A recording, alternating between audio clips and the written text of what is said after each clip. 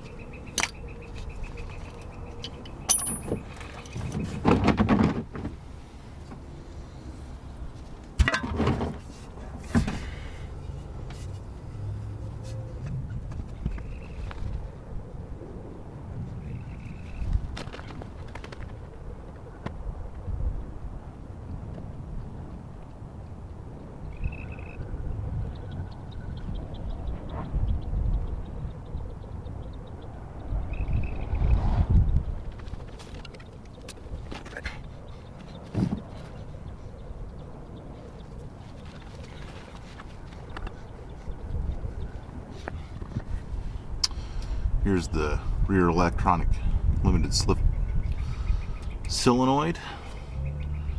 Just little snap ring right there holding it in place. Just loosen that up. Let's get the electrical disconnected here.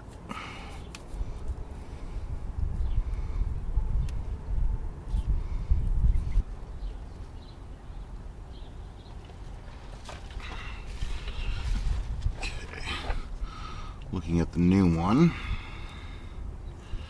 looks like we got a little tab on the back end here. It needs to get flipped up in order to get that electrical pulled out.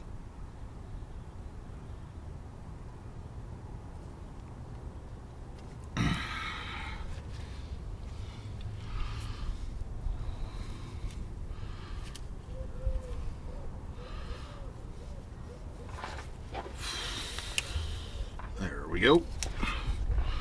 Now, you get the snap ring.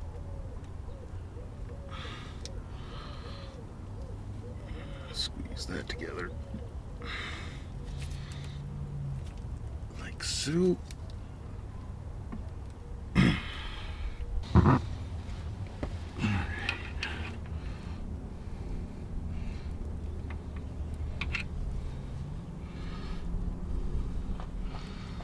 Alright, out with the old.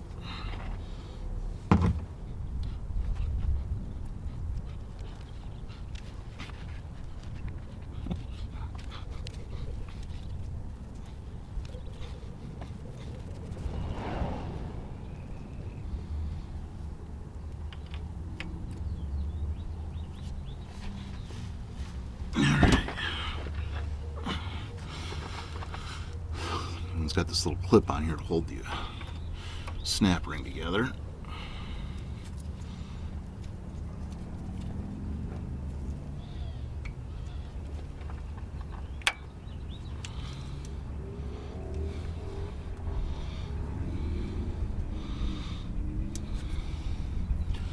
Okay.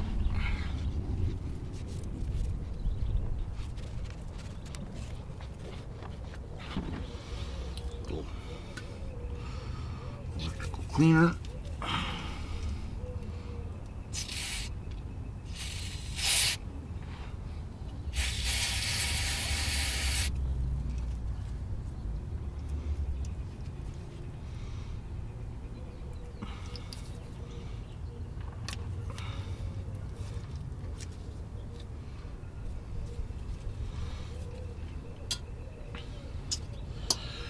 Alright, now we can go, everything's reconnected now. I gotta reconnect my line up here, but I'm gonna reconnect that. I'm gonna go turn on the Jeep, and we're gonna make sure that the codes doesn't come back. Alright, so new parts in. I've gone ahead and cleaned the sealing surface and all that fun stuff, scraped all the old silicone off. We're gonna use the recommended silicone here, do little doop-de-doos.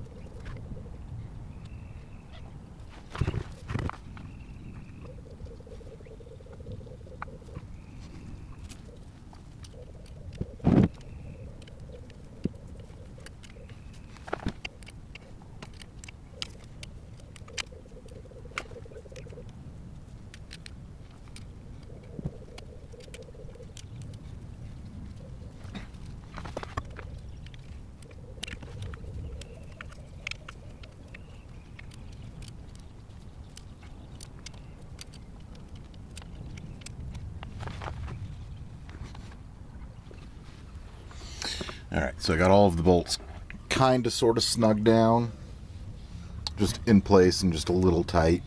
I'm going to let it sit for a little bit, give the RTV a little bit of time to cure up, and then I'm going to come through and snug everything up to spec.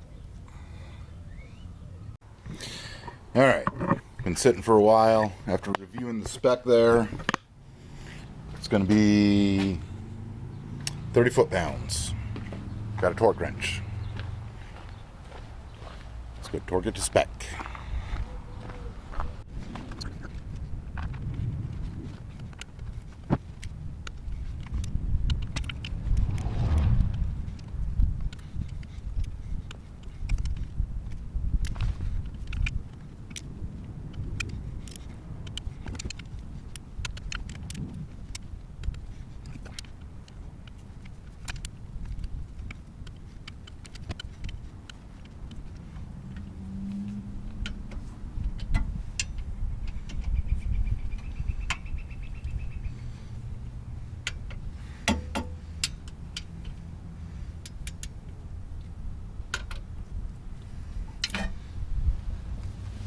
Alright, now for the fluid. Alright, so since it is the limited slip rear differential, it does call for this additive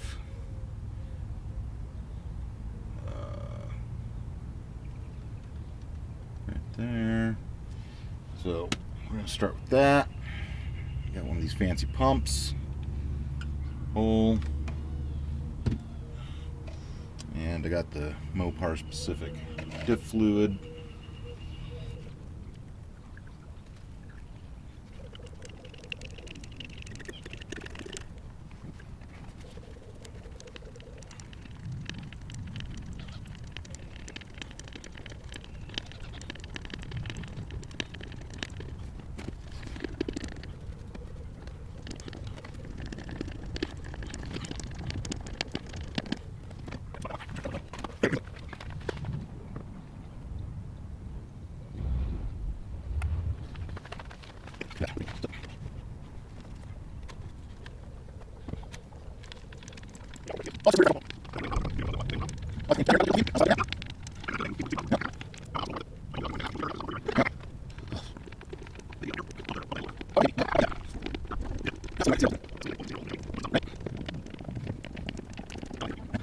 Close. Come on. Yeah, there we go. There's the drip forming. Yeah, that's full too. Perfect. You got her full? Yep. Boy, you can't beat that. Boom. Drain plug installed. And that's when the neighbor showed up to see what I was doing. So I forgot to record an outro. Anyways, here's the troubleshooting steps that I followed in order to determine if that solenoid was bad. I had a service four-wheel drive message on the dash, as well as the C2109 fault that showed up when I scanned it.